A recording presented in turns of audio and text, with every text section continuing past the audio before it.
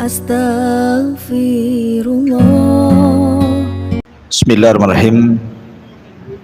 Assalamualaikum warahmatullahi wabarakatuh. Alhamdulillah wassalatu wassalamu ala rasulillah wa ala alihi wa sahbihi wa mawalah wa la hawla wa la quwata illa billahi wa ba'du. Kita lanjutkan kajian membahas kitab Arba'in Nawawi, dan kita masuk pada hadis ke-34, hadis dari Abi Sa'id Al-Khudri radhiyallahu anhu qala: Sami'tu Rasulullah sallallahu alaihi wasallam yaqul man ra'a minkum munkaran falyughayyirhu biyadihi fa illam yastati' fa bilisanihi fa illam yastati' fa biqalbihi wa dzalika adhaful iman. Rawahu Muslim. Dari Sa'id Al-Khudri radhiyallahu anhu, dia mengatakan, aku mendengar Nabi sallallahu alaihi wasallam bersabda, barang siapa yang melihat sebuah kemungkaran, maka cegahlah dengan tangannya, kalau tidak sanggup maka dengan lisannya, dan kalau tidak sanggup maka dengan hatinya, dan yang demikian itu selemah-lemahnya iman. Hadis ini dikeluarkan oleh Imam Muslim. Hadis ini dikatakan oleh Imam An-Nawawi rahimahullahu ta'ala, huwa min a'zami qawaidil Islam. Hadis ini adalah hadis yang paling agung yang berbicara tentang kaidah-kaidah Islam. Berkata Al-Qusairi rahimahullahu ta'ala, al-amru bil ma'rufi wan nahyu anil munkari aqwa syu'abil imani biwajhin wa ad'afuha biwajhin,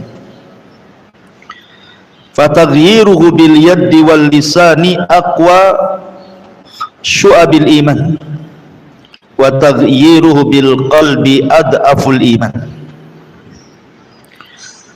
Berkata Imam Al-Qusairi rahimahullahu ta'ala, mengajak manusia kepada kebaikan dan mencegah dari kemungkaran adalah sekuat-kuatnya cabang keimanan dari satu segi, dan juga bisa menjadi iman yang paling lemah di sisi yang lainnya.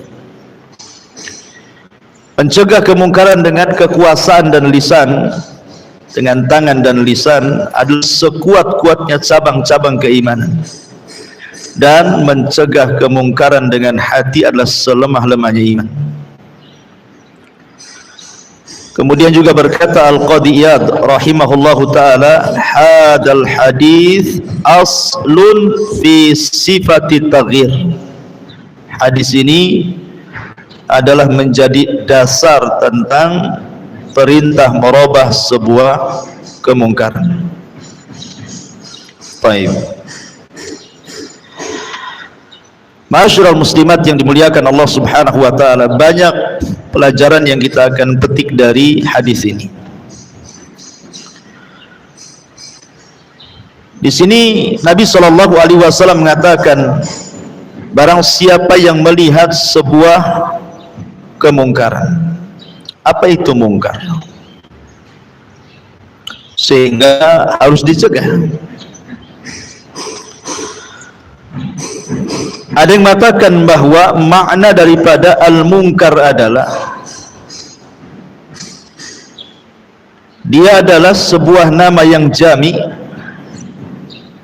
sebuah nama yang sangat lengkap,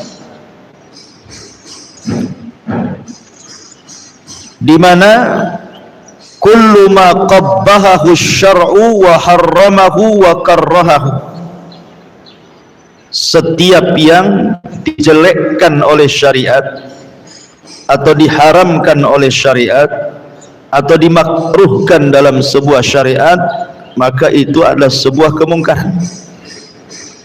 Apapun yang syariat ini memburukkan perbuatan itu atau mengharamkan perbuatan itu atau memakruhkan perbuatan itu, maka itu disebut mungkar. Perhatikan di permulaan hadis ini. Di sini Nabi Shallallahu Alaihi Wasallam mengatakan, man ra'ah, siapa yang melihat. Berarti mencegah kemungkaran itu ada kaitan dengan melihat. Makin keras saja. Sedih kurangi aja tuh buyar jadi. Taib, saya ulangi. Man ra'a minkum mungkaran, barang siapa yang melihat. Berarti mencegah kemungkaran itu ada erat kaitan dengan melihat. Berarti mencegah kemungkaran dengan sebab mendengar tidak berlaku, harus dilihat kemungkaran. Jadi tidak boleh hanya sekedar mendengar saja, tidak boleh.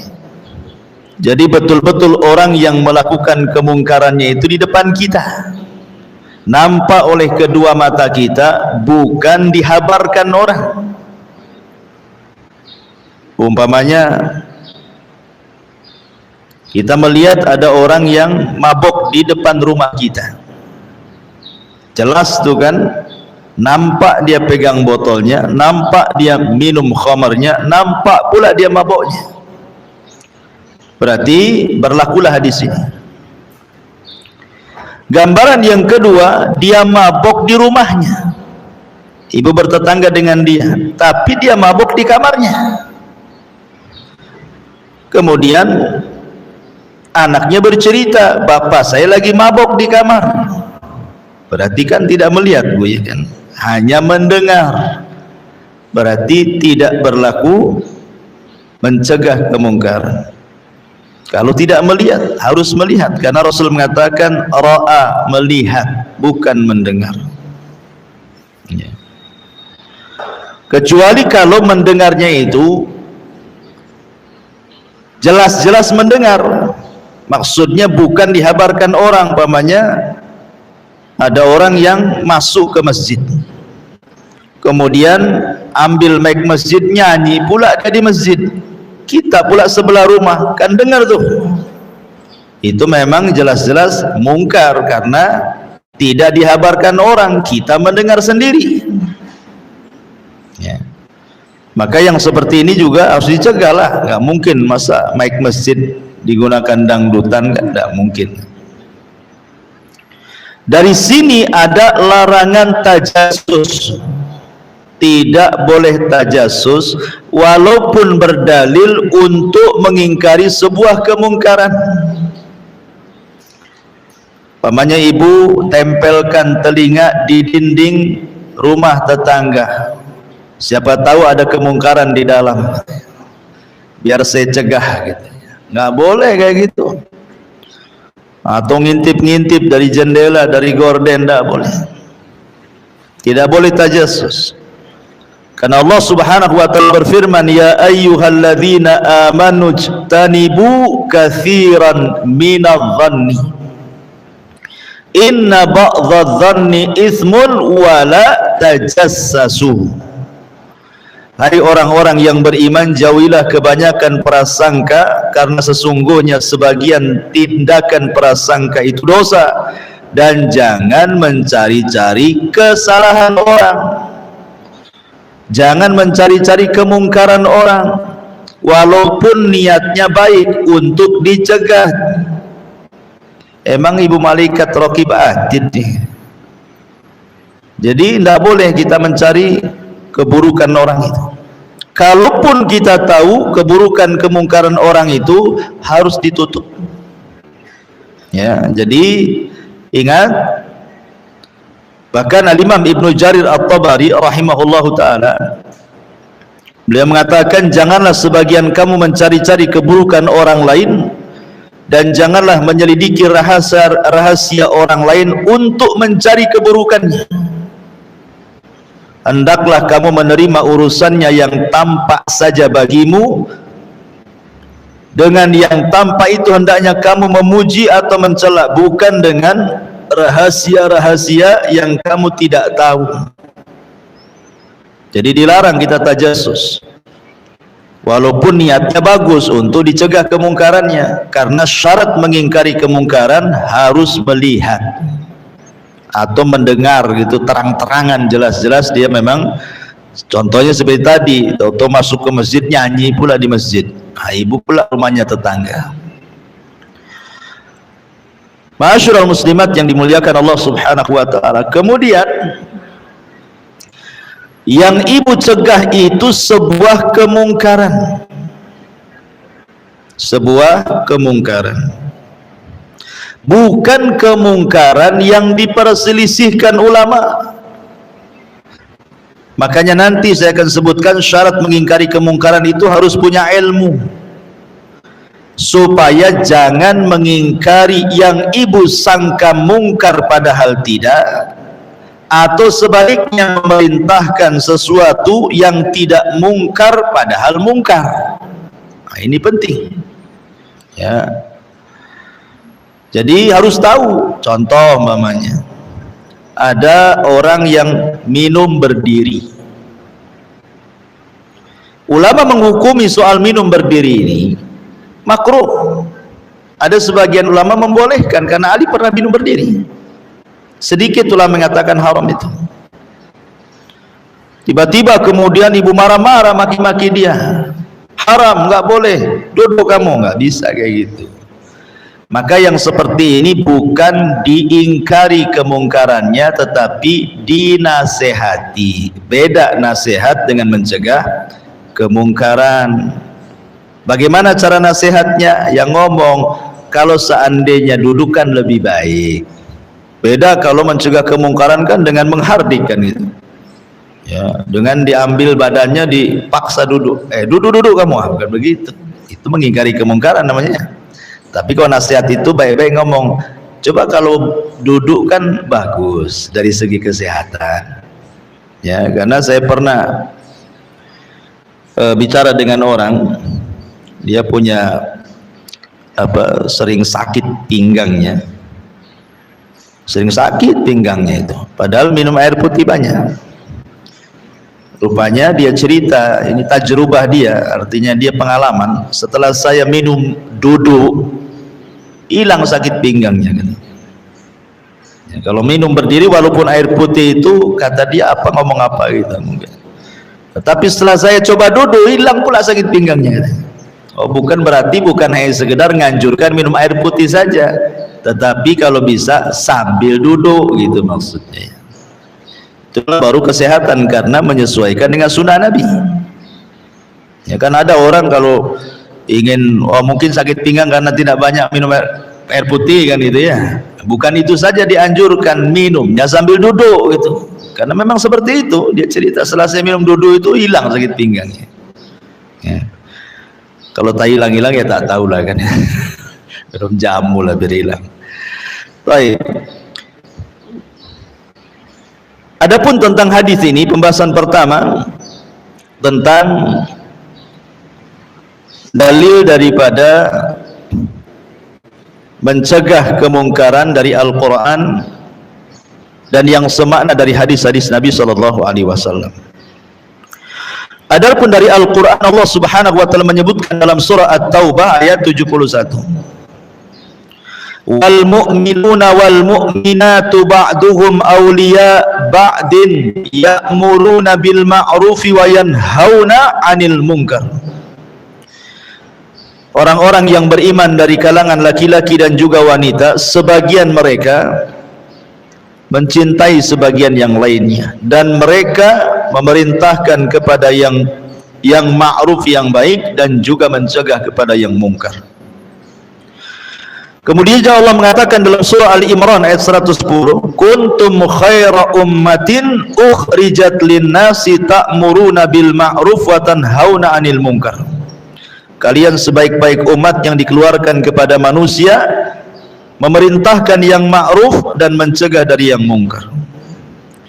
Kemudian disebutkan juga dalam Al-Imran ayat 104, wal takum minkum ummatu yad'una ilal khairi wa ya'muruna bil ma'rufi wa yanhauna 'anil munkar wa ulaika humul muflihun. Hendaklah kalian menjadi umat yang menyeru manusia kepada kebaikan, memerintahkan kepada yang ma'ruf, mencegah dari yang mungkar. Merekalah orang-orang yang beruntung.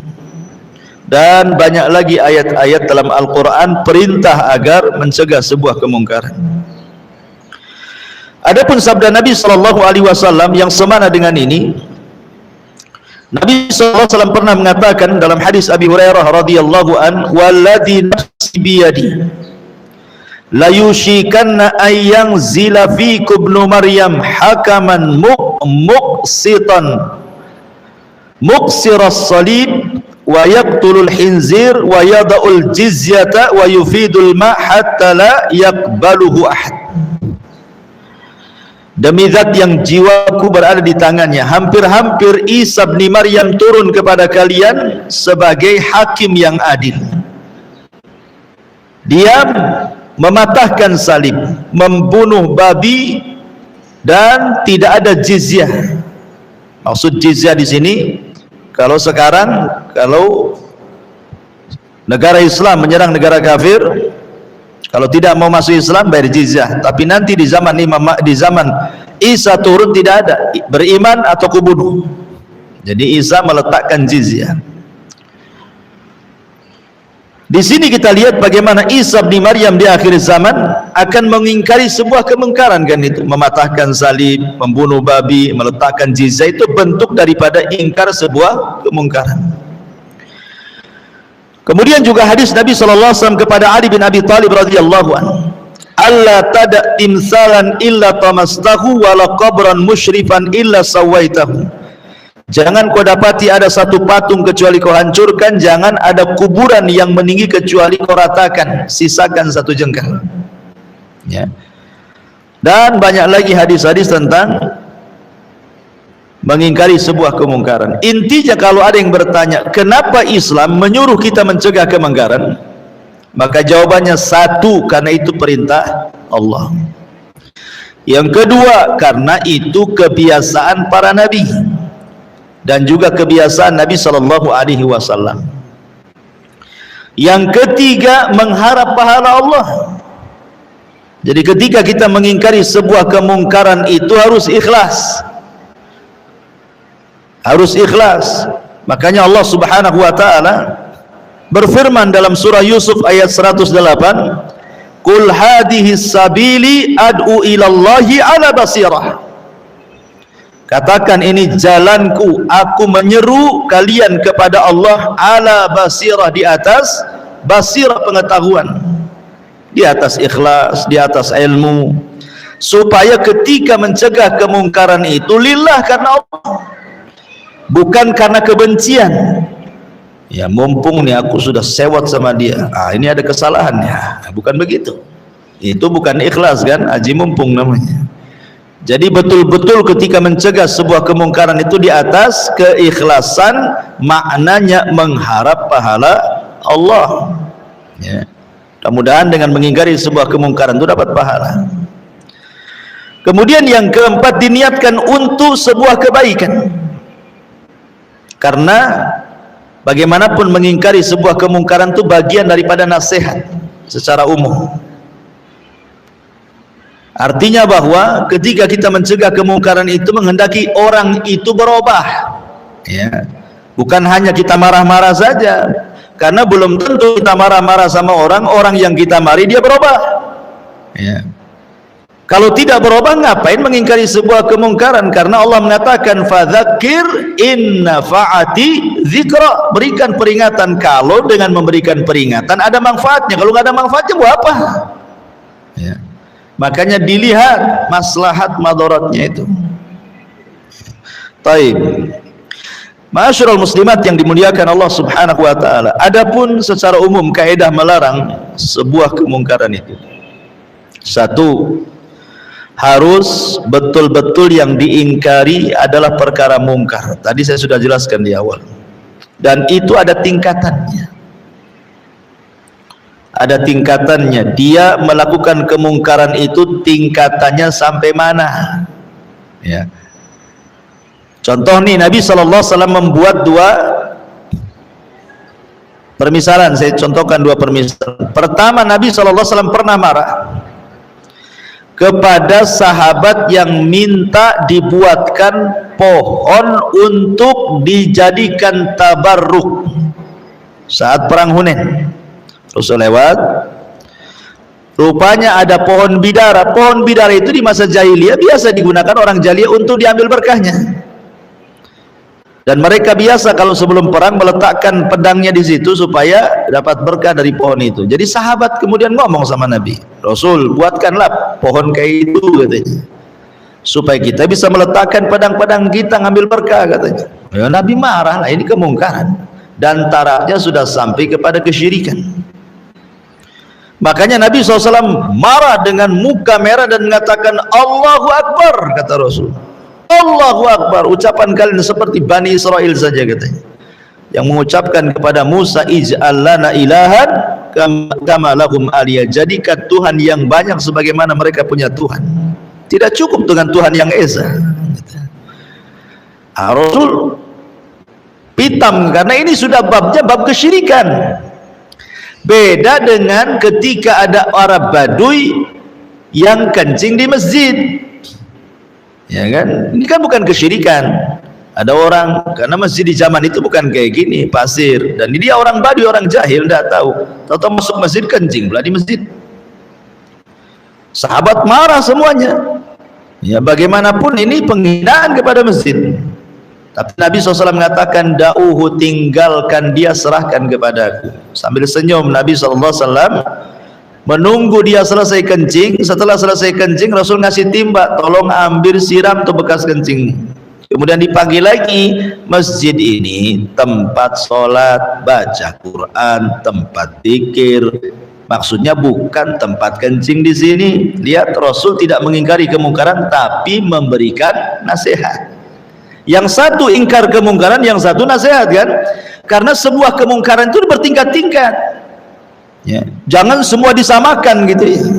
Tidak boleh menyamakan sebuah kemungkaran cara mengingkarinya. Nah, pada kisah yang pertama Rasul marah emosi karena memang jelas-jelas menyenggol tauhid di sini, kesyirikan. Masa meminta pohon tabarukan gitu ya. Makanya Rasul emosi kan. Tapi ketika ada orang Arab jahil yang kencing di masjid, Rasul tenang-tenang saja, bahkan menampakkan keakhlakannya, kemudian menasihati. Saking indahnya akhlak Rasul, Arab Baduy ini mendoakan, Allahumma arhamni wa Muhammadan wa la tarham minhum ahada. Ya Allah, rahmati aku dan Muhammad saja, yang melotot-melotot kepadaku jangan, katanya. Ya kan? Nah, contohnya seperti itu. Ya, jadi harus ada tingkatan-tingkatan saat melarang sebuah kemungkaran itu. Jadi ada yang cukup dengan nasihat saja, ada yang cukup dengan ya tekanan, menekan dia. Ya nantilah akan sebutkan tingkatan-tingkatannya. Ya. Baik, jadi mengingkari kemungkaran harus jelas-jelas dia sebuah kemungkaran. Contoh nih, ada orang sholat tidak pakai sutra. Sholat tidak pakai sutra. Jangan kemudian tiba-tiba langsung ambil tangannya, lagi sholat kan itu. Pakai sutra, ya orang lagi sholat, ya apa enggak pusing dia, ya kan? Nunggu dia selesai sholat. Itu pun tidak mencegah kemungkaran. Kenapa? Karena sholat menghadap sutra itu pendapat yang kuat, sunnah muakkad, ya kan? Bukan sebuah kemungkaran, karena diperselisihkan ulama masalah ini kan. Berarti cukuplah nanti habis sholat dikasih tahu, coba kalau pakai sutra kan bagus, kan enak gitu ya nasihatnya. Ya, jadi Ya itulah makanya penting mengetahui kemungkaran itu seperti apa. Jangan mengingkari sebuah kemungkaran ternyata bukan mungkar, atau memerintahkan sesuatu yang tidak mungkar padahal itu mungkar. Jadi harus jelas-jelas yang diingkari adalah kemungkaran. Ya. Yang kedua, diingkari kemungkaran itu kalau dilakukan sekarang dan dilihat. Kalau dia melakukan kemungkarannya kemarin, ya ndak, apa yang mau diingkari? Umpamanya dia maboknya kemarin, kemudian cerita sama ibu, itu ndak bisa mengingkari kemungkaran, cukup dinasihati namanya. Tapi harus nampak gitu ya. Sekarang dia melakukan kemungkarannya, itulah mengingkari kemungkaran artinya. Karena nampak, syaratnya kan harus melihat. Man ro'a, siapa yang melihat? Ya, kalau kemarin dia melakukan kemungkarannya, apa yang mau diingkari? Udah selesai kemungkarannya. Ya. Ini yang kedua. Yang ketiga, maslahatnya jelas. Maslahatnya jelas. Karena orang yang mengingkari kemungkaran itu ada 4 kondisi, Bu. Ketika seseorang mengingkari sebuah kemungkaran, itu ada 4 kondisi. Kondisi yang pertama, boleh jadi dia kemudian berhenti, yang tadinya jahat kemudian jadi baik. Ini satu. Yang kedua, mungkin dia tidak berubah, tetapi ngurangi, ya, dikurangi kemungkarannya. Adalah perubahan, tapi tidak semua berubah gitu ya. Ini yang kedua. Yang ketiga, dicegah satu mungkar yang ini, ganti pula dengan mungkar yang sama yang lainnya. Memang dia berhenti di sini, tapi buat lagi di sana, gitu ya. Umpamanya dia buka judi adu ayam, ya. Kemudian dilarang, ini nggak boleh. Tutup, besoknya ganti, tapi dengan judi yang lain, sama-sama judi namanya, cuman beda bentuk saja. Kemudian yang terakhir, ini yang bahaya, ya. Mencegah sebuah kemungkaran kepada orang yang melakukan kemungkaran, tiba-tiba dia bukannya dengar, malas sengaja membuat kemungkaran yang lebih besar daripada itu, karena sewot sama kita mamanya kan. Kan ada orang kayak gitu ya, dinasihati bukannya berhenti, malah makin parah. Nah, ini harus lihat, karena kondisi orang yang melakukan kemungkaran kalau diingkari ini, karena ada 4 kondisi seperti ini, maka kita lihat maslahatnya nih. Ini kalau saya ingkari kemungkaran dia, kira-kira tobat nggak? Satu. Atau yang kedua, kira-kira ngurangi nggak? Kalau memang jelas maslahatnya, bisa tobat secara total atau minimalnya ngurangilah, kan gitu. Maka ini disyariatkan mengingkari sebuah kemungkaran, lakukan.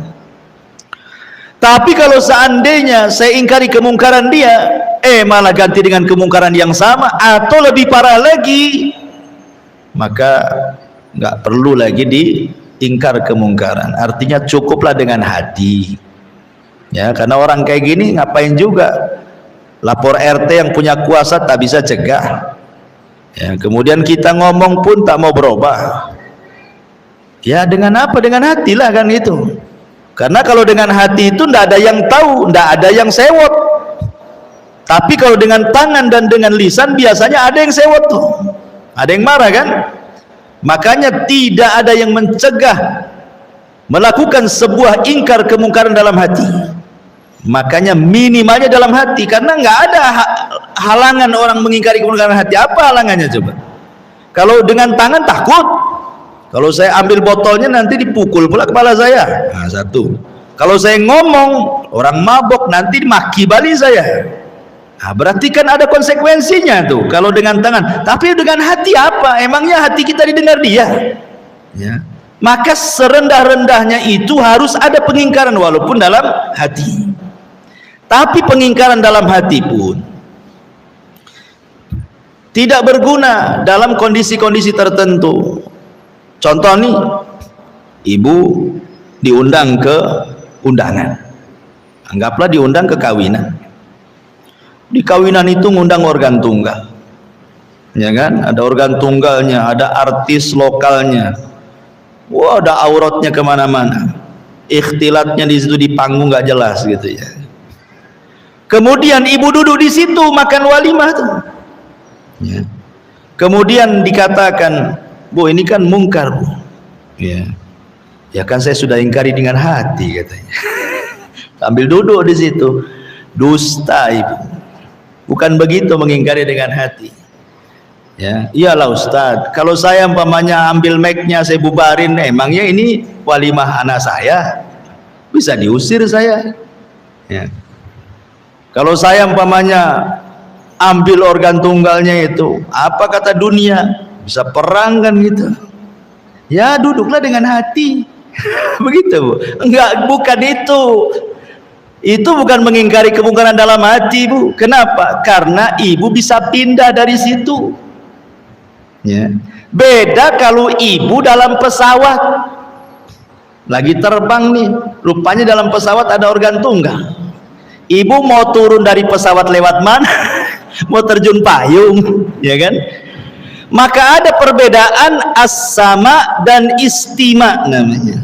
Sama itu mendengar, istima lezat dengan pendengaran. Ya. Kalau dengar kemudian merasa lezat, yang tadinya jari diam bergerak, itu lain ceritanya. Berarti bukan sekedar mendengar, tapi menikmati dengan pendengaran. Lain kalau dalam pesawat kan ibu tidak bisa kemana-mana kan gitu. Mau pindah dari mana di situ? Oh, di depan mata nggak bisa keluar dari situ. Ayah terpaksa dengarlah. Tapi dalam hatinya tidak suka kan? Itu yang benar namanya mengingkari dengan hati. Tapi kalau mengingkari dengan hati tapi ibu hadir juga di tengah-tengah kemungkaran, ya bukan mengingkari dengan hati. Mengingkari dengan hati ya pindah dari situ. Lo kan memungkinkan bisa pindah atau cepat-cepat makan pulang. Kan begitu maksudnya ya, harus dibedakan tuh. Ya. Jadi ini penting pembedaan-pembedaan seperti ini supaya jelas gitu. Seperti apa mengingkari dengan hati itu. Ya. Baik. Kemudian yang nomor 4. Ya. Bahwa mencegah kemungkaran itu selain daripada maslahatnya jelas, ada manfaatnya. Manfaatnya jelas juga, bukan maslahatnya saja, manfaatnya jelas. Kalau tidak ada manfaatnya nggak usah, cukup dengan hati saja. Karena disebutkan oleh para ulama bahwa ada orang-orang itu yang a'anzartahum am lam tunzirhum la yu'minun. Ibu kasih peringatan ataupun tidak, memang dia degil tak mau beriman. Lalu apa manfaatnya?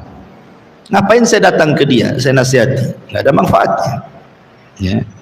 Jadi jelas mengingkari sebuah kemungkaran harus ada manfaatnya. Kalau nggak ada, cukuplah dengan hati. Doakan saja, mudah-mudahan dapat hidayah. Selesai. Ya kan? Taib. Kemudian ayyakuna ingkarul munkar bil yaddi sirran. Kalau memang dengan tangan kita, dengan kekuasaan kita, ya, maka lakukan secara sirran, secara sembunyi-sembunyi. Idza kana sahibul munkar mustatiran laisa mu'linan. Kalau yang melakukan kemungkaran itu diam-diam dan tidak terang-terangan. Ya. Jadi kita mencegah kemungkaran itu, lihat orang yang melakukan kemungkaran, kalau dia terang-terangan kita cegah terang-terangan, kalau dia sembunyi-sembunyi kita cegah sembunyi, gitu maksudnya. Ya. Makanya mencegah kemungkaran juga tetap, walaupun seperti itu harus melihat masalah dan mafsadah ya. Masalah dan mafsadahnya tetap dilihat. Kemudian juga mencegah sebuah kemungkaran itu harus dengan ilmu, harus dengan lembut, harus dengan adil. Kapan kita letakkan 3 kata ini? Lembut, ilmu, adil. Sufyan Ats-Tsauri rahimahullah ta'ala mengatakan, beliau mengatakan la ya'mur bil ma'ruf wa yanha 'anil munkar illa man kana fihi hisali salatin. Tidak boleh ibu menyuruh manusia kepada kebaikan, mencegah kemungkaran, kecuali ibu punya 3 sifat. Sifat tadi yang saya sebutkan. Kata Sufyan Ats-Tsauri rahimahullahu taala, rifqun bima ya'mur, lembut saat memerintahkan kebaikan.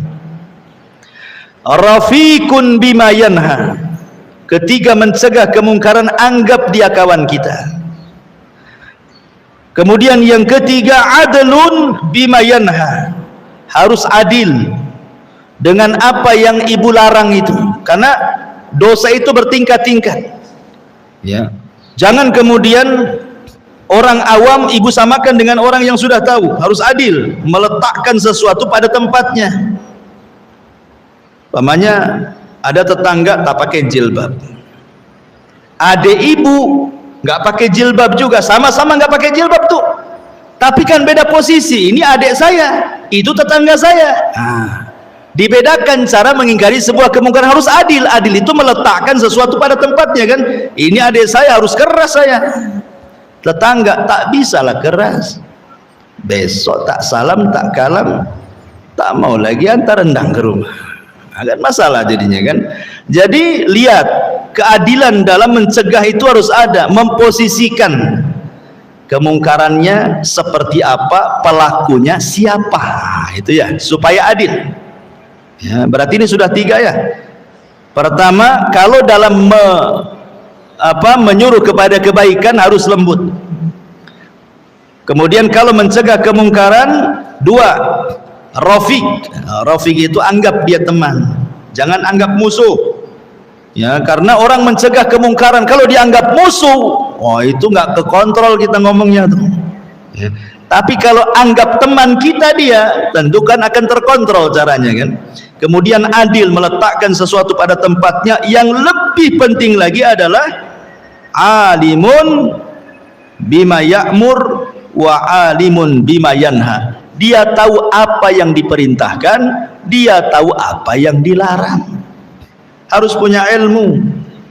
Ya, kira-kira dengan pengetahuan ibu ini baik, tahu saya dalilnya, perintahkan. Dengan pengetahuan ibu berdasarkan dalil-dalil ini jelas-jelas mungkar, berdasarkan Quran Sunnah, kesepakatan para ulama, tidak ada khilaf. Nah, itu makanya penting supaya tadi jangan salah mengingkari sebuah kemungkaran. Rupanya bukan kemungkaran, ibu yang tak paham soal itu. Ya, itu juga penting juga. Baik, saya contohkan. Beberapa contoh disebutkan di sini. Contoh umpamanya, seorang laki-laki melihat atau seseorang atau ibu melihat sebuah kemungkaran di salah satu rumah tetangga. Di salah satu rumah tetangga, entah kemungkaran apa sajalah. Jelas itu kemungkarannya. Maksudnya anggap dia berzina, minum khamar, jelas nggak ada perselisihan ulama kan. Ya. Tapi di rumah tetangga. Ya. Maka bagaimana caranya mengingkari sebuah kemungkaran? Maka yang seperti ini, kalau dia tidak terang-terangan, berarti bukan hak ibu mencegah kemungkaran. Lain kalau nampak atau pintunya, jendelanya terbuka, pintunya dibuka, nampak dia berzina, nampak dia minum khamar, nampak dia melakukan maksiat di dalam, ibu lewat nampak gitu kan. Maka di situ ada maratib kan. Ya. Pertama dilihat, ibu punya kekuasaan nggak tuh di komplek di situ? Oh, nggak bisa, berarti ibu lapor RT. Ya, cari yang punya kekuasaan di situ. Pak RT, masalah tuh rumah itu. Ya. Kenapa? Mabok-mabokan tuh, saya nampak tuh. Kalau nggak yakin sanalah tengok. Itu botolnya berjejer tuh, 100 botol lebih tuh. Tak botol kecap, tak botol apa, pokoknya nampaklah botolnya di situ. Akhirnya kemudian RT-nya turun tangan. Lah itu namanya mengingkari kemungkaran dengan kekuasaan. Berarti yang berkuasa di situ. Ya. Tapi kalau ibu tidak berkuasa, jangan coba-coba, nanti masalah kan gitu ya. Karena itu tidak bisa dirubah kecuali dengan kekuasaan. Kecuali kalau memang di rumah itu saudara, nggak apa-apa, ibu punya kuasa di situ dan kita sebagai orang tuanya di situ. Bisalah, karena itu ponakan sepupu, bisalah kita cegah dengan kekuasaan kan. Kita banting-banting, kita buanglah botolnya ke tong sampah. Tapi kalau tidak bisa, maka dengan lisan, nasihat. Tidak bisa dengan hati. Dari sini kata para ulama mengatakan bahwa dalam sebuah nasihat juga ada tadarruj sifatnya. Makanya dalam rumah tangga, ketika ibu bermasalah, anggaplah selingkuh nusyuz, suami pun tidak langsung mencerai kan. Ada namanya tahap nasihat, kemudian ada tahap namanya hijar gitu ya, nggak mau tidur sama ibu. Ada tahap memukul, itu kan ada tahap-tahapannya di situ. Maka mengingkari kemungkaran pun sama seperti itu, ada tahap-tahapannya ya. Boleh jadi yang melakukannya jahil, tidak tahu ya, ataupun dia tahu tapi lupa ya, ataupun sengaja. Itu kan kita harus paham juga. Baik, ma'asyiral muslimat yang dimuliakan Allah Azza wa Jalla, adapun beberapa tahapan yang disebutkan para ulama ketika mencegah sebuah kemungkaran. Kalau seandainya orang yang melakukan kemungkaran itu orang jahil, tak paham, maka kewajiban ibu at-tanbih wa tadhkir, cukup memperingatkan, mengingatkan dan memperingatkan. Karena orang jahil ini namanya orang jahil, dia tidak tahu itu mungkar disangka tidak mungkar. Orang jahil. Umpamanya ada orang baru masuk Islam, dia tidak tahu hukum puasa di bulan Ramadan, nyantai aja dia minum depan ibu kan, itu namanya orang jahil ya kan, baru masuk Islam. Berarti tugas ibu tanbih, ngasih tahu, tadkir, ngasih peringatan. Nggak boleh loh, Islam itu kan, kamu sudah masuk Islam, nggak boleh kayak gitu. Jadi dengan lembut. Kemudian yang kedua, an-nahyu bil wa'di. Setelah ibu ngasih peringatan, baru mulai agak tinggi sedikit, mulai mencegah, tapi masih dengan nasihat. Mencegahnya tetap dengan nasihat ya. Kemudian yang ketiga, kalau tidak bisa, al-jazru wa ta'dib. Mulai agak keras tuh, larangannya mulai agak keras, supaya mengajarkan adab kepada orang itu. Kemudian setelah tidak bisa juga, naik yang keempat, at-taghyiru bil yad. Nggak bisa ini harus pakai tangan nih ya. Kalau memang dia mabok ya berarti ambil botol-botolnya itu, pecahkan semuanya itu, biar nggak diminum. Kalau tidak bisa juga gitu ya, kalau sudah dengan tangan udah dipecah-pecahkan botol minumannya juga, maka naik ke yang kelima. Boleh jadi adh-dharab, dengan cara memukul ya, tapi jangan main hakim sendiri tentunya. Baru yang terakhir, angkat ke hakim. Anda bisa, ini harus dilaporkan polisi ini kayaknya. Jadi begitulah tahapan-tahapan juga ulama membahas. Dari sini menunjukkan bahwa indah sebenarnya Islam itu. Tidak langsung main hantam saja, ada tahapannya kan, supaya nampak oh Islam ini lembut. Makanya ketika Allah melarang minum khamr, tidak langsung diharamkan mutlak kan. Allah membuat 3 tahapan tuh. Pertama, Allah ngajak berpikir khamr itu ada manfaatnya, tapi madaratnya lebih besar. Tapi orang masih dibiarkan minum khamr. Cuma diajak berpikir, ya manfaatnya ada, madaratnya besar. Kemudian tahapan yang kedua mulai disempitkan. Kau boleh mabok, tapi waktu sholat jangan. Wala taqrabus sholata wa antum sukara. Jangan dekat-dekat sholat kau sedang mabok. Bolehlah mabok, tapi di luar waktu sholat. Mulai disempitkan ya. Yang ketiga, baru innamal khamru wal maisiru ila akhiril ayat rijsun min amali syaitan fastanibuhu la'allakum tuflihun. Minuman khamr itu najis, kotor, termasuk amal setan. Tinggalkan, kalian akan beruntung. Baru total mutlak khamr diharamkan. Jadi Allah saja mencegah kemungkaran tentang khamr itu bertahap tuh ya.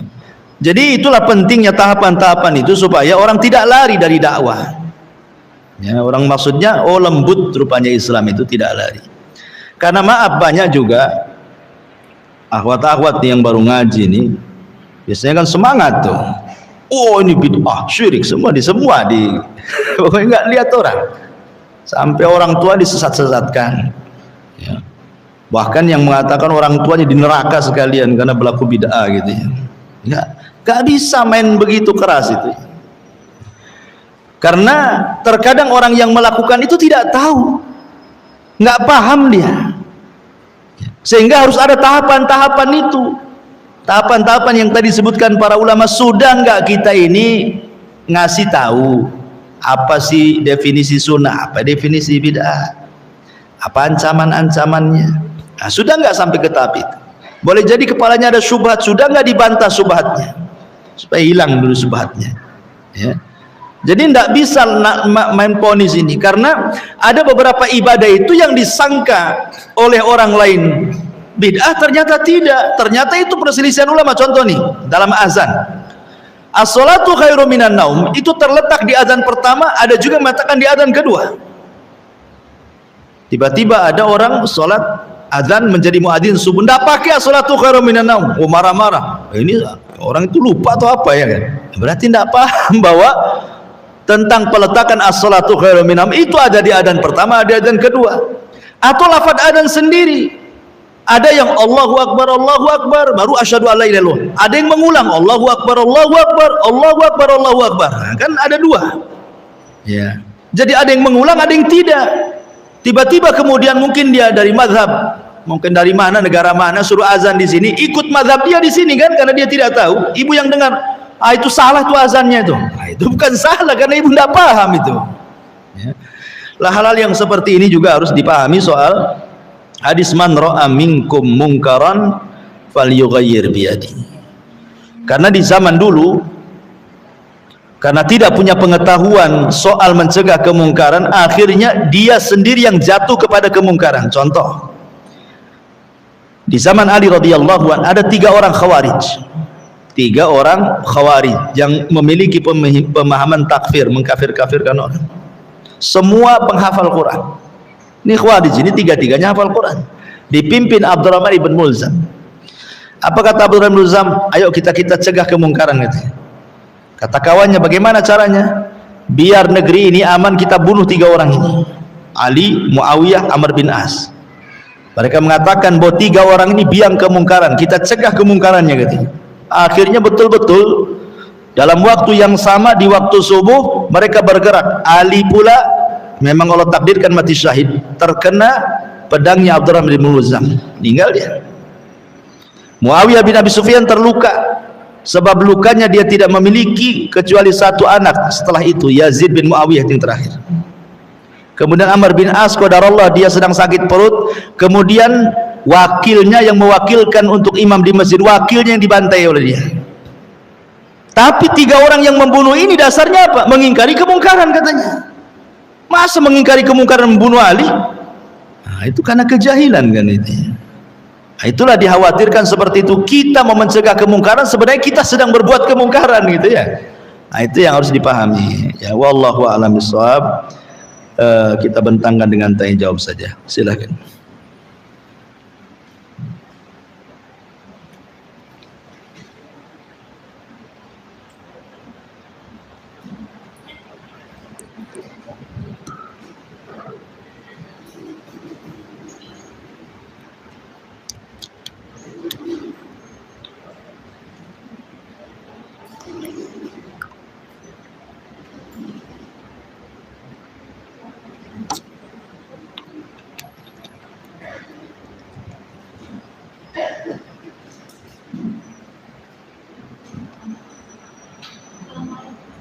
Ya, waalaikumsalam.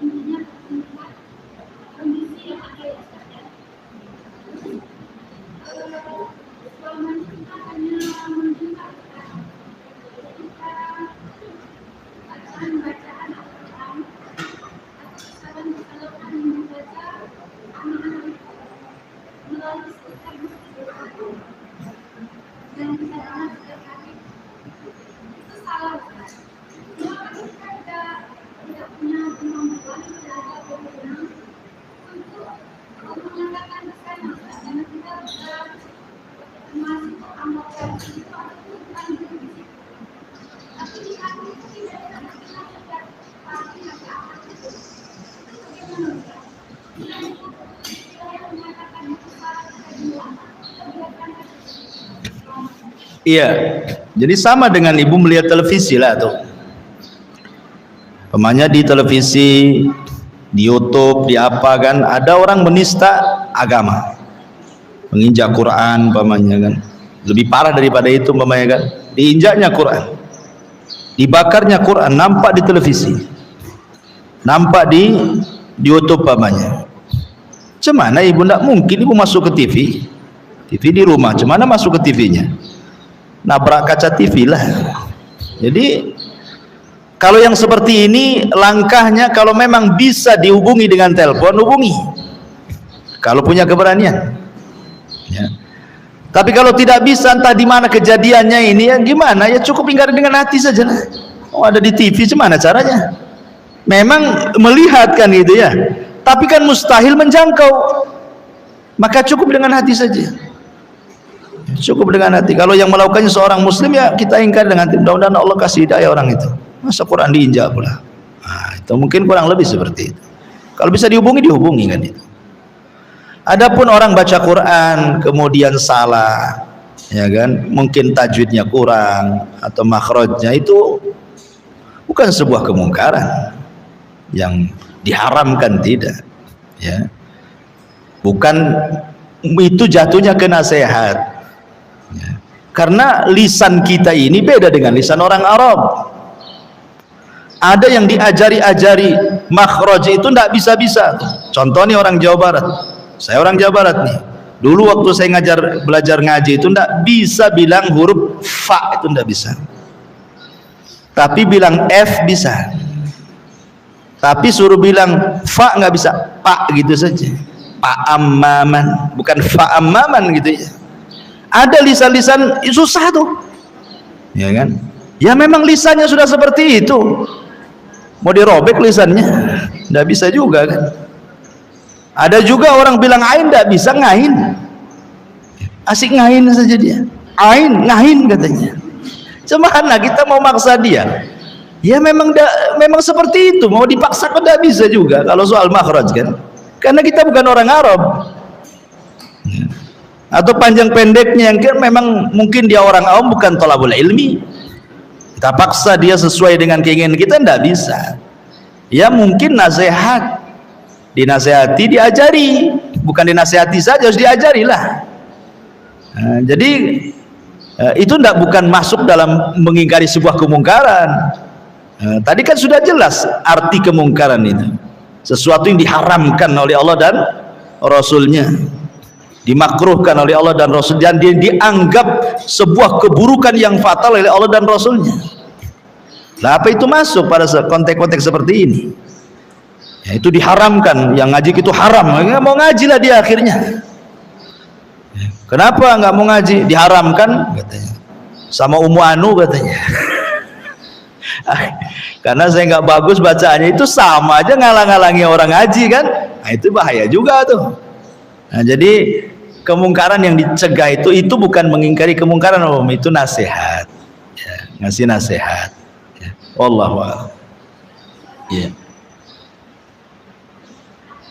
Nggak bisa mic-nya tuh ya, nggak ada baterainya. Oke, teriak aja lah.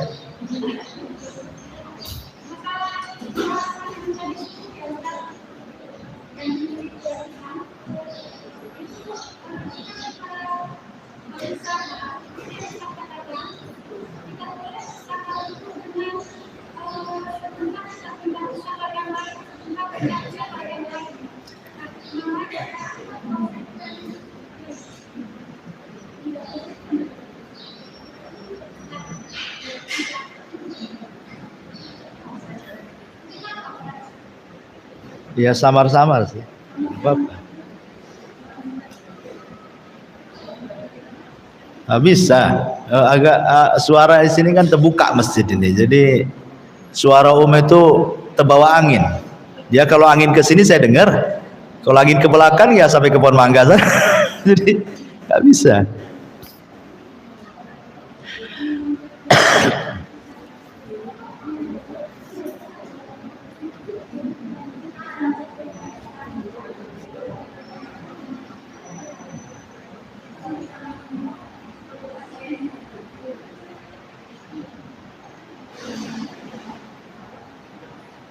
Hah?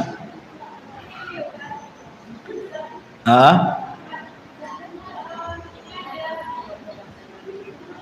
Maju. Kalau agak cempreng suaranya denger. Kalau ngebas agak susah. Ayah.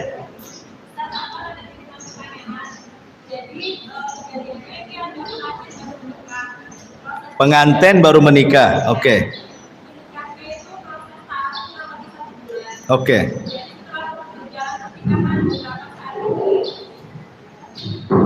Lah, nggak dari tadi pula. Ya. Jadi ada pengantin baru menikah, terus proses pernikahan ini dari proses taaruf selama kurang lebih 1 bulan. Oke. Jadi setelah berjalan pernikahan, keluarga dari suami ini menunjuk bahwa si istri ini mendapatkan suami ini dengan cara begitu. Dengan cara? Mencukupi suaminya. Oh, melet suaminya, oke. Ya. Terus dia juga disuruh ingin menguasai harta suaminya. Terus ini kan keluarga suami ini tahu. Udah kawin belum? Ya, Belum kawin. Sudah. Oke. Terus keluarga suami ini tahu itu kadang-kadang mendatangi dukun. Jadi keluarga suami ini sudah menuduh bahwa orang tua dari istri ini adalah keluarga dukun gitu. Terus dia disuruh bersuka di atas Al-Quran kalau memang itu tidak benar gitu. Jadi sikap yang harus diambil oleh istri itu bagaimana? Iya. Saya punya cerita fakta. Jadi seorang saya cerita, ada suami istri orang kaya, baru beli baju tuh istrinya, bajunya mahal, bagus, jalan-jalan, di lain arah ada kakek-kakek sakit, bawa tongkat melawan arah. Jadi pas di situ ada lubang, ada airnya. Si kakek ini jatuhlah ke lubang itu karena lagi sakit. Akhirnya cipratan airnya terkenalah pakaian si istri orang kaya itu. Ngeluhlah istri sama suami, bukan dibantu si kakek ini, malah ngomong sama suaminya, ini baju baru gimana ya? Marah suaminya, malah dekati kakek itu ditampar. Akhirnya pulang nih karena ingin ganti pakaiannya kan. Qadarullah sampai di rumah kepleset suaminya, kebentur kepalanya, mati. Kata istrinya, jangan-jangan suami saya disihir kakek itu katanya. Ya. Akhirnya karena kejadiannya baru saja, ini nyipratin air, pulang suaminya kepleset jatuh. Jadi istri ngomong jangan-jangan disihir kakek itu katanya. Jadi kumpullah keluarganya karena orang kaya. Akhirnya nyewa lawyer, masuklah ke mahkamah, dilaporkan bahwa kakek itu penyihir. Dipanggil kakek itu ke pengadilan di persidangan. Kemudian sang hakim ngomong sama kakek, ada apa kakek kok bisa di sini? Kata kakek, nggak tahu saya katanya. Lalu kejadian seperti apa? Saya pun tak paham katanya. Saya itu jalan, tiba-tiba ada lubang, saya masuk ke lubang itu, lagi sakit pun saya katanya kecipratlah pakaian itu. Rupanya istri yang keciprat itu ngadu sama suaminya, tiba-tiba nampar saya. Kemudian saya berdoalah, ya Allah saya ini lemah, dia itu kuat, saya tidak bisa membalas, kau aja yang balas, kata kakek itu. Jadi kata hakim sambil tertawa ngomong sama si istrinya itu, kamu ngadu sama orang yang kau cintai, suamimu, tiba-tiba gara-gara itu suamimu nampar si kakek ini. Tapi kakek ini ngadu sama Allah, Allah yang membunuh suamimu katanya. Kan itu ya.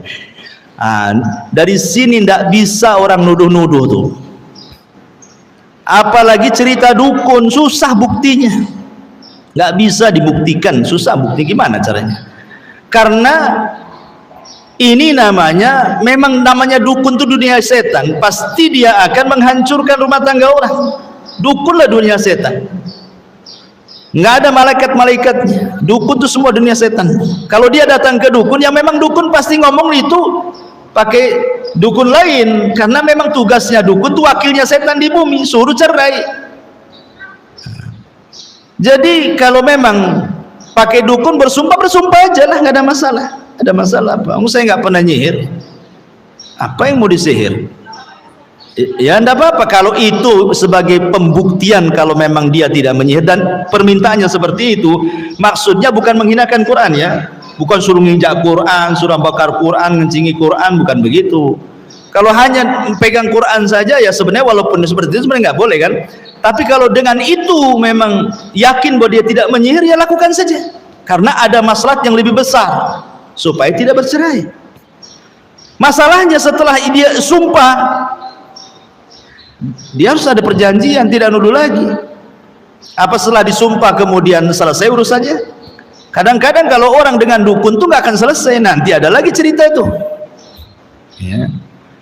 Justru tuduhan-tuduhan seperti ini kalau ada pasalnya laporkan saja lah yang nuduh kan, itu apa dukunnya dilaporkan. Masalahnya repot, nggak ada pasal perdukunan, mau lapor dukun gimana? Itu kan dukunnya dilaporkan tuh, karena dia yang bilang kan ya. Dukunnya yang dilaporkan tuh, nggak repot, nggak ada pasal dukun-dukun. Wallahu a'lam.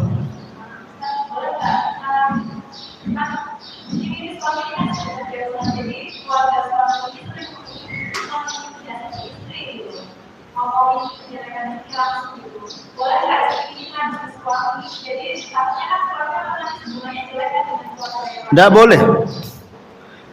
Tidak boleh mengadu kepada suami dan menceritakan soal keburukan walaupun dia berbuat buruk. Ya tidak boleh. Karena itu akan memicu anak suami akan durhaka sama istrinya, atau boleh jadi dia membela keluarganya. Nah, sabar sajalah. Makanya pentingnya itu kenapa kalau orang sudah menikah itu jauh dari orang tua. Di situ gunanya supaya tidak berkonflik. Sebab kalau satu rumah atau berdekatan, nah itu biasanya banyak konflik tuh. Kalau orang tuanya tidak berakal, ya kalau orang tuanya berakal malah bagus. Kadang-kadang kan rumahnya sebelahan, kalau dapat dikontrol anaknya. Tapi kebanyakan orang tua tak berakal masalahnya. Kalau orang awam tuh, mereka pasti membela anaknya. Kalau anaknya ngadu itu bukan bagaimana masalahnya mendengar dari dua kuping, enggak. Ya, dia langsung terpikir enak saja anak saya sudah saya besarkan, tahu-tahu dihina, langsung dia modelnya gitu. Itu kalau orang awam, ya. Makanya sebaiknya ya orang seperti ini ya kalau dia mau sabarlah. Itu kan orang luar ngomong. Namanya orang tua, mertua itu orang luar. Dalam rumah tangga itu orang luar. Kita itu orang luar. Namanya orang luar biarkan saja. Selama tidak merusak hubungan rumah tangga. Kita rahasiakan. Ya, kita doakanlah mudah-mudahan dia sadar. Dan kalau itu adalah orang tua suami, maka menghormati orang tua suami itu bagian daripada menghormati suami. Ya. Jadi kita harus lebih menghormati lagi. Karena menghormati orang tua suami itu lebih sama dengan menghormati suami. Karena suami sendiri lebih mementingkan orang tua dibandingkan istri yang secara Islam. Berarti kalau kita menghormati suami, orang tua suami itu sama kita menghormati suami. Karena dia sendiri sebenarnya haknya lebih besar kepada orang tuanya. Makanya sebaiknya nggak usah dilayan, biarkan saja anjing menggonggong, kapilah tetap berlalu kan gitu. Nggak usah didengar saja kan. Bilang sama dia nggak usah didengar. Kalau perlu kasih kapas tempel di kupingnya tuh. Ya. Wallahu a'lam. Ya silakan. Sampai nggak tuh ke situ? Atau ke situ aja lah.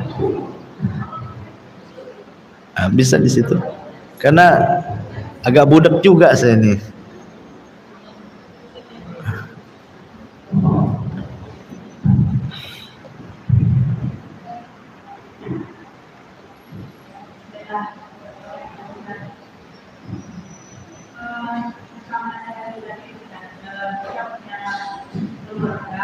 Oke.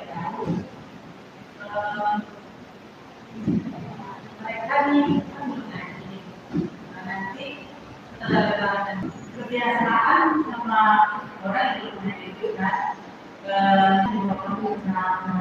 Bentar, ini keluarganya di mana? Di sini. Yang ia lakukan apa? Biasanya mereka kan kalau keluarnya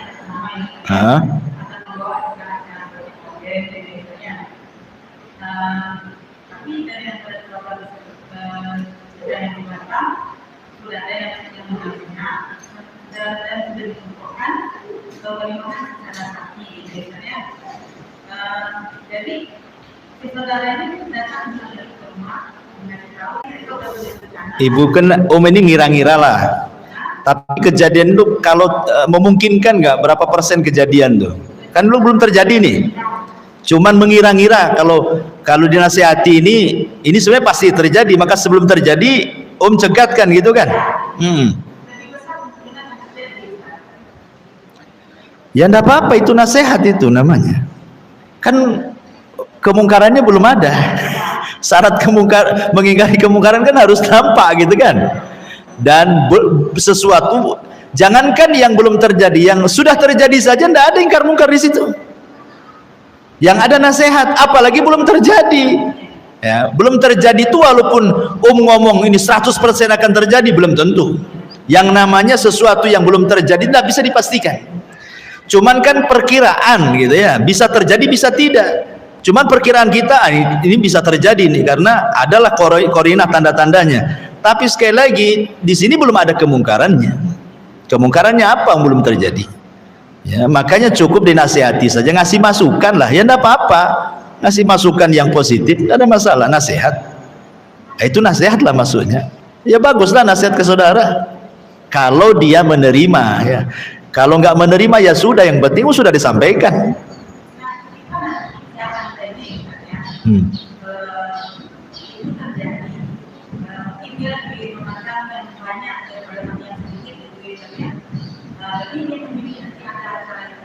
Jadi selaku saudara kita gimana bisa atau lagi datang secara mereka atau datang dan macam-macam orang pun kita lihat nih, di sana ada organ tunggalnya, ada laki-laki perempuan ikhtilat, buka-buka aurat di situ, nggak usah datang lah, ngapain ya. Tapi kalau itu acara saudara umpamanya kan, dia sudah ngancam, Ustaz datang ya, nanti saya nggak akan ngomong selamanya sama kamu. Ya udahlah, itu kan di bawah ancaman kan, datang tapi sekedar datang makan pulang, ya, saya kan tidak datang ya, supaya meminimalir kemungkaran tadi. Nggak terlampau lama duduk di situ, dengar-dengar di situ, nengok-nengok ikhtilat tidak jelas di situ gitu maksudnya.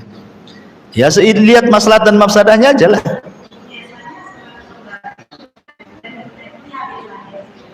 Hah? Panitia. Kalau nolak jadi panitia, ada masalah apa? Diancam? Apa hanya karena segan saja? Iya. Sekarang ini walaupun mau saudara bukan saudara, anggaplah saudara yang dekat. Kan ada saudara itu dia segan saja. Sebenarnya segan, bisa nolak sebenarnya. Segan. Namanya orang saudara kan gitu ya. Tapi namanya kemungkaran nggak ada istilah segan-segan. Namanya mungkar harus dijauhi kan itu. Kecuali kalau ada kerusakan, kita mencegah kemungkaran, datang kemungkaran yang lain. Ya. Kalau memang kita bisa mencegah, kalau seandainya saya tidak maulah ada acara seperti itu dan tidak ada masalah, dia sudah tahu dengan kita, ya apa masalahnya? Kecuali kalau seandainya dia sudah ngancam-ngancam, kalau nggak jadi panitia awas saja. Ya. Kamu kan saudara saya, itu udah ngancam. Nah, kalau begitu daripada ini memutus silaturahim kan lebih besar dosanya daripada hadir sebentar kemudian pulang atau jadi panitia sebentar kemudian balik kan gitu. Ya jadi panitia saja lah kalau ada ancaman seperti itu. Tapi kalau nggak ada, apa madaratnya? Ya, madaratnya apa bagi kemudian kalau mamanya menghindar kemungkaran itu? Wallahu a'lam. Wah ya.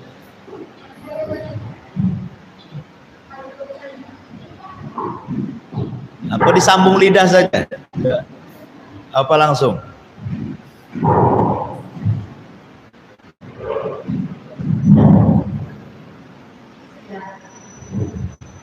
ini kita amal ya, minta tolong solusinya terkait. Jadi begini, ada seorang muslimah, tahun depan ini dia itu sudah 60 tahun. Siapa seniman? Muslimah. Yang saya dengar seniman. Muslimah. Udah tua. Belum nikah? Oke. Kemudian bulan kemarin ya, kira-kira minggu yang lalu ada yang mau dia. Alhamdulillah. Soalnya tidak dengan orang anak yang mereka itu tidak terpaut jauh lah sebenarnya. Dan kemudian jadi masalah juga, bukan masalah sebenarnya cuma ingin tahu dari keluarnya. Jadi selama ini itu dia itu sebenarnya bukan anak kandung dari bapak, selama ini dia kenal. Anak angkat yang muslimahnya itu. Iya. Oke. Jadi istilahnya gini, ibu dia itu dulu seorang janda, kemudian menikah dengan sekarang gitu ya.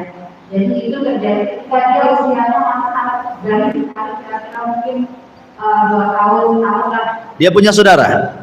Nah, ini bisa jadi selama ini juga ibu dia itu kan merantau, jadi setelah melahirkan istri ini merantau, kemudian kenal dengan bapaknya sekarang ini kan.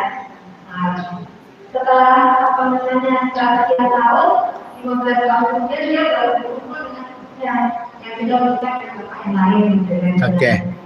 Nah, selama ini mereka tidak ada masalah, jadi sebagai anggota seperti anak sendiri, kemudian adik-adik yang lahir, dan kemudian dia sudah dimasukkan ke kakak sekarang gitu kan. Bukan maksud saya itu kan anak angkat.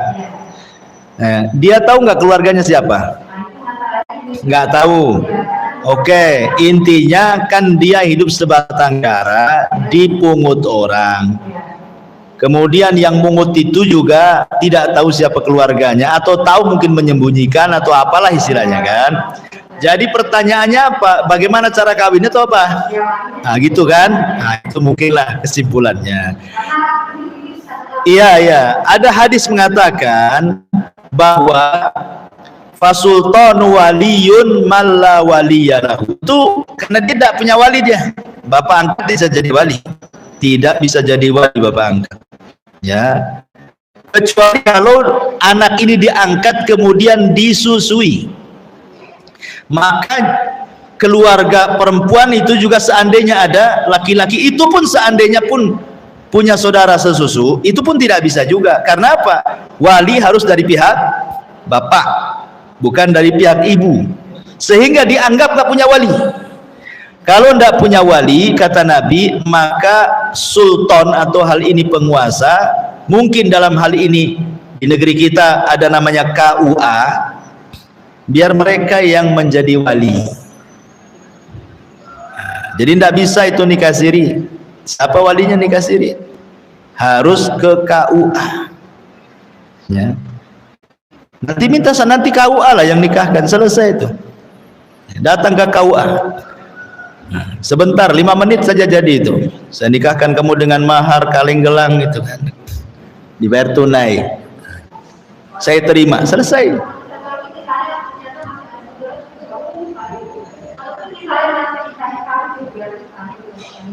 Kalau memang bisa dicari, tapi kalau ada masyakoh, kesulitan, entah berantah di mana, alamatnya di mana, orangnya di mana, itu susah lah kan itu. Sudah ke KUA saja. Ya, biar KUA yang menjadi wakil daripada wali. Sah nikahnya kalau sudah KUA tuh. Karena dia adalah penguasa. Ya. Tapi kalau masih bisa dihubungi, nanti walinya ngubungi Pak KUA di sini atau siapapun bisa menjadi wakil. Tidak harus KUA kalau memang ada walinya. Ya. Tapi sebaiknya ke KUA karena biar resmi secara agama, resmi secara negara. Ya. Wallahu a'lam. Itu ya. Iya.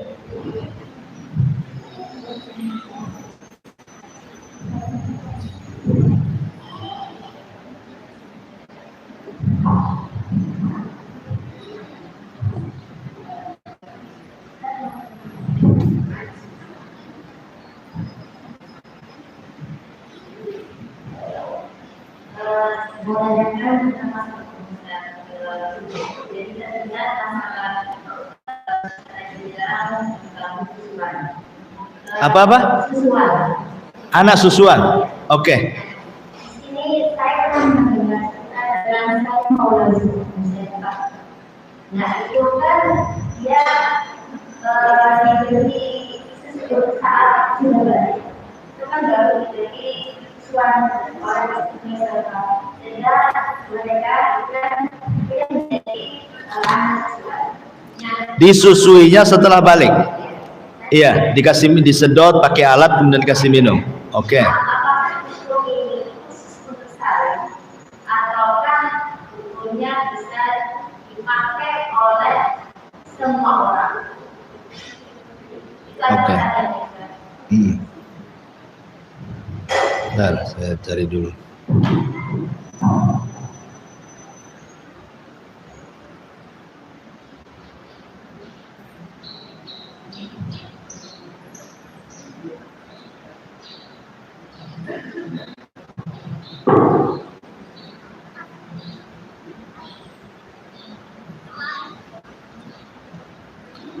Ya, kita baca di sini beberapa fatwa para ulama. Ya. Antaranya Syekh bin Baz yang mengatakan. Jadi anak itu dikatakan anak susuan dan menjadi hukum mahram. Itu ayyakuna syartaini, harus ada dua syarat.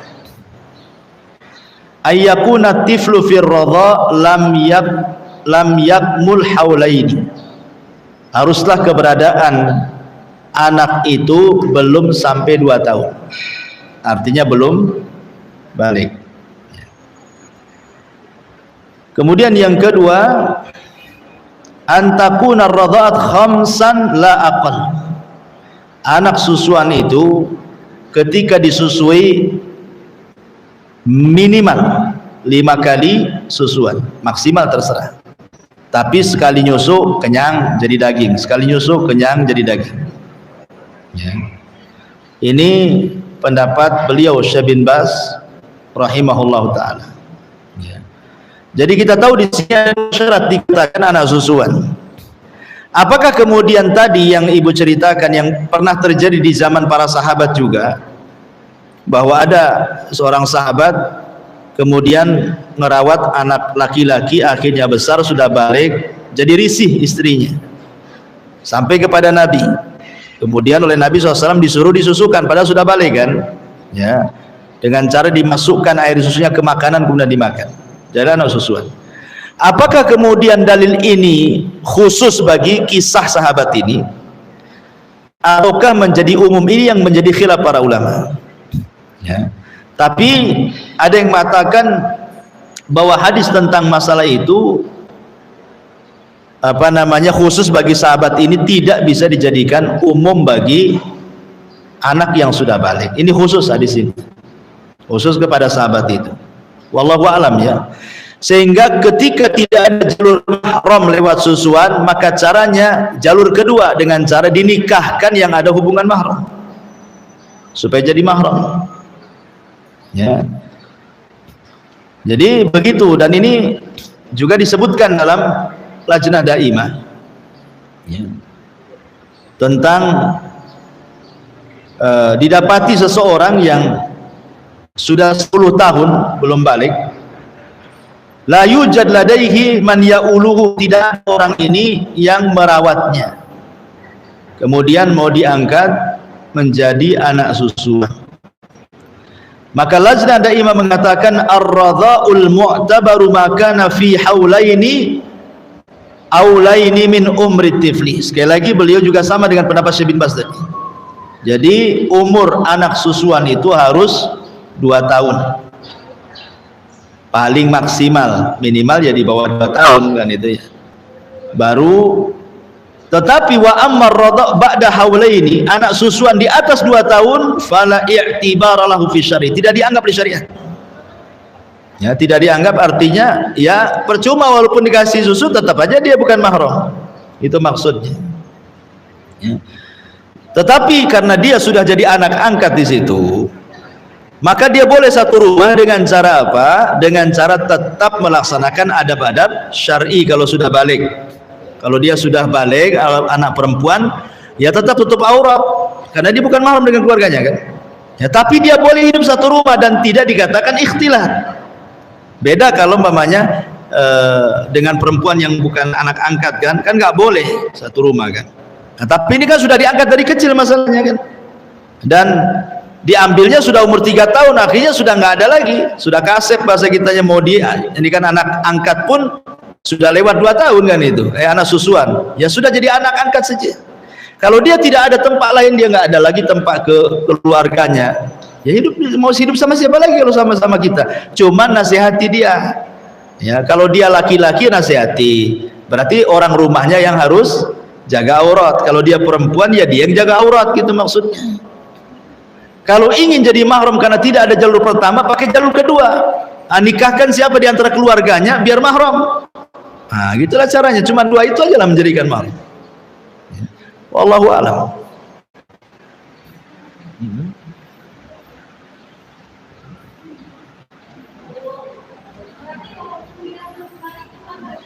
Nggak bisa. Iya. Ini fatwa dari Lajnah Daimah. Lajnah Daimah ini yang membawahi seluruh fatwa di Saudi Arabia. Ulama-ulama sana. Iya.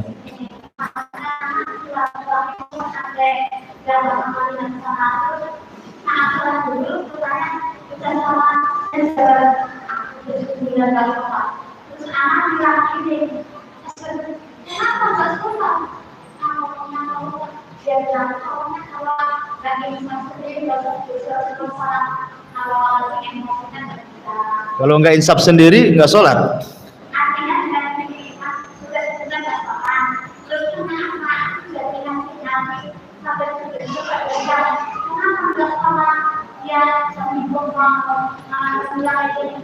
Kalau aku nggak sadar sendiri, nggak sampai nasihatkan sama jadi nggak ikhlas. Ya, suruh sadar sendiri. Kalau cuma orang yang nasihati siapa? Oh, oke. Iya. Orang yang dinasihati siapa? Oke. Oke.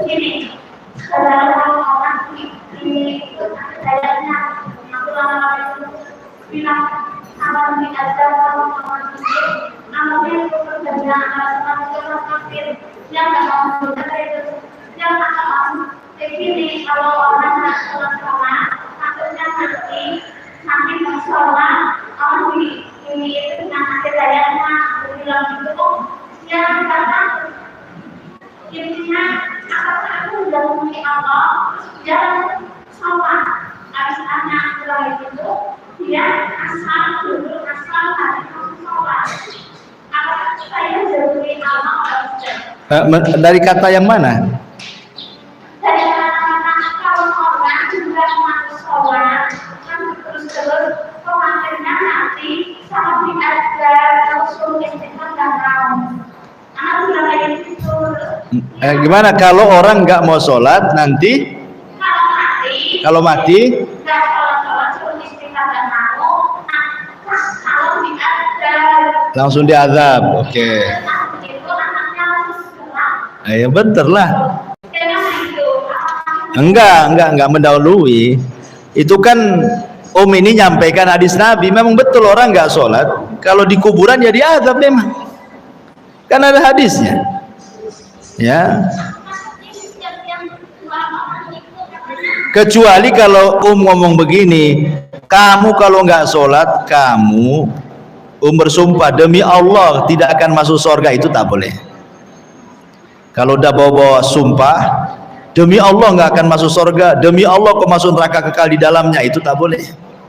Tapi kalau hanya secara umum saja, nanti kalau nggak sholat kamu akan diazab, itu umum, nggak apa-apa, nggak ada di situ mendahului Allah. Memang harus ditakut-takuti karena dalam dakwah itu kadang-kadang dikasih kabar gembira, beramalah biar masuk surga, jangan maksiat nanti masuk neraka. Memang begitu dakwah itu. Jangan ditakut-takuti terus, jangan juga dikasih kabar menakutkan terus gitu kan, nggak ada masalah. Apalagi pas dikasih tahu dia berubah, alhamdulillah lah. Iya, Wallahu a'lam.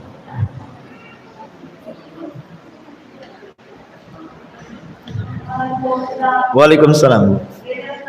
Kalau kita diucap tentang ada suatu kita dia tahlilan meninggal. Bagaimana kita menghadapinya? Gimana? Ada orang meninggal? Oke, ya, meninggal kemudian ada kenduri gitu ya. Kalau nggak datang ada masalah, Bu? Kalau nggak datang, nggak datang ke situ, masalah nggak? Nggak masalah. Ya udahlah. Ya masalah. Bilang aja, Bu, Ibu lagi sibuk, cari alasan lah. Ada pengajian di luar gitu. Karena kita kan melihat, ini mamanya ada acara kemungkaran. Kita tidak bisa merubah, tapi juga tidak bisa menjauhi. Maka kita boleh membuat kemungkaran kecil untuk menjauhi kemungkaran besar dengan cara berdusta, ya, untuk supaya menghindari kemungkaran yang lebih besar. Mungkin dusta juga nggak boleh kan gitu. Nah, cuman untuk menghindari yang lebih besar boleh berdusta. Kecuali kalau ibu mau terang-terangan, oh maaf ya, saya yang dalam keyakinan agama saya tidak boleh, tidak mau saya seperti itu. Itu lebih bagus lagi, top markotop tuh. Kalau bisa, kadang-kadang nggak berani, segen. Nah, kalau segen ya sudahlah, pura-pura kemana waktu yang acara itu ya ngomong kemana ke, pura-pura silaturahim ke rumahnya siapa kan itu. Ya. Tapi jangan kemudian tak mau hadir tapi mau pula makanannya di situ. Ya. Kalau dianterin ya terima saja. Ya. Dan setiap harta orang kafir pun, harta walaupun orang yang musyrik sekalipun, kan tak boleh makan dagingnya, tapi nerima saja, habis itu dibuang, terserah. Karena kan sembelihan orang musyrik tak boleh dimakan. Ya, tapi menerima hadiah terima saja supaya tidak sakit hati. Namanya orang kasih hadiah, terima. Tapi dibuangnya jangan depan dia pula. Nah, itu namanya ngajak perang. Ambil bawa ke rumah, nggak ada orangnya, sudahlah buang. Karena bagi kita itu tidak halal. Ya. Nah, tapi kan kita menerima hadiah itu supaya senang dia, supaya nggak tersinggung saja. Ya, wallahu a'lam. Sudahlah ya, sudah 10:30. Subhanallah bihamdika asyhadu an la ilaha illa anta astaghfiruka wa atubu ilaik.